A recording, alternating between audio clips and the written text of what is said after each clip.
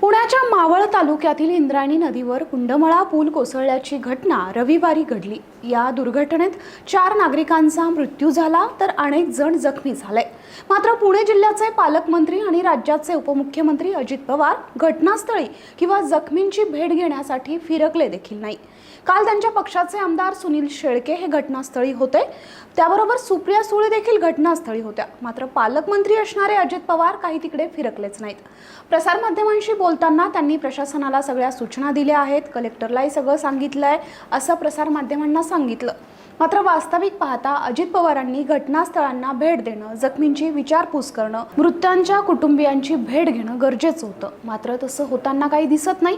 अजित पवार कुठे आहेत अशी विचारणा अनेकांकडून आता केली जाते। अजित पवार सध्या सहकारी साखर कारखान्याच्या निवडणुकीत व्यस्त असल्याचं दिसून येत आहे। लोकांसाठी लोकांमध्ये राहून काम करणारा नेता अशी अजित पवारांची ओळख आहे। कधी कधी अजित पवार स्वतः देखील या गोष्टींचा उल्लेख करतात। मात्र अजित पवारांनी आता आपल्या कामाची पद्धत बदलली आहे की काय असा प्रश्न अनेकांना पडलाय।